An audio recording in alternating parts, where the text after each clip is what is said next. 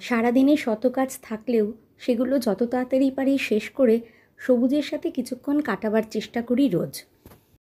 সত্যি কথা বলতে কি, সুন্দরভাবে একটা বাগান সাজাতে গেলে রোজ কিছু না কিছু কাজ থেকেই থাকে।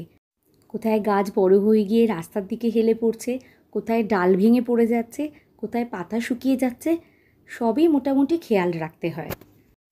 কিন্তু কখনো যদি কোনো ছবি শেয়ার করি, সেগুলো দেখবেন পুরো সাজানো গোছানো পরিপাটি, কোনো ভাঙাচোরা কিছুর না, একদম পরিপাটি ছাদ বাগান। কারণ একটাই, সেটা দেখে আপনাদের মধ্যে যেন একটা ভালো লাগা সৃষ্টি করে, একটা পজিটিভ ভাইবস আসে।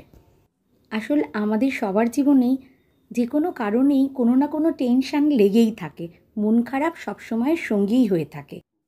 তাই আমার কোনো পোস্ট থেকে আপনাদের যাতে একটুও মন খারাপ না হয় সেই চেষ্টা করে থাকি। কিন্তু সত্যি বলছি, আজ কিন্তু আমার সত্যিই খুব মন খারাপ। কারণটা আপনাদের সাথে শেয়ার করছি। আমাদের নিজেদের সব জিনিস আমাদের নিজেদেরকেই কিন্তু সুরক্ষিত করে রাখতে হয়। সেখানে যদি একটু ঢিলেঢালা দেন তাহলেই সেখানে ক্ষতি। একটু ব্যস্ততা চলছে, তাই প্রত্যেকটা গাছ ধরে ধরে দেখার সময় পাই না। আর এই গাছগুলোতে না একটু শীতের দিকে ফুল হয়। এটা আমার খুব প্রিয় গাছ, অ্যামেরেলিস। দারুণ গ্রোথ ছিল গাছগুলো, পাশে 2-3টে বাল্বও বেরিয়েছে। ভাবছিলাম সেপারেট করে দেবো, আর এই বর্ষাটা কেটে গেলেই আলাদা করে দেবো, আর শীতকালে দারুণ সুন্দর ফুল হবে। আজকে গিয়ে আমি পুরো চমকে গেছি, দেখুন কিভাবে ক্ষতবিক্ষত করে দিয়েছে। আমার এত মন খারাপ, আমি কাউকে হয়তো ভাষা দিয়ে প্রকাশ করতে পারবো না। অনেকে হয়তো ভাববেন একটা গাছের জন্য এত মন খারাপ। হ্যাঁ, অবশ্যই তাই। বছরের পর বছর এই গাছের বাল্বগুলো সুন্দরভাবে যত্ন করে রেখে দিই শুধু শীতকালে এর সুন্দর ফুল দেখব বলে। দেখুন ফুলটা কত সুন্দর হয়, টকটকে লাল অ্যামেরিলিস। আগে খেয়াল করলে এরকম ক্ষতি হতো না।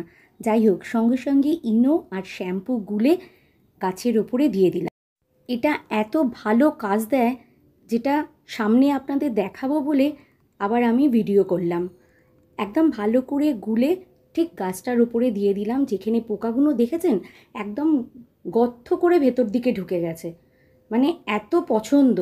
লিলি ধরনের গাছ, রেন লিলি হোক, এমলি লিলি হোক, এই লেদা পোকাগুলো পুরো ধ্বংস করে দেয়। তবে আমি এতদিন আমার ছাদ বাগানে অনেক রকম লিলি আছে, আমি শুধু দেখেছি এগুলো রেন লিলিই নষ্ট করে, কখনো অন্য লিলি গাছে অ্যাটাক করতে দেখিনি।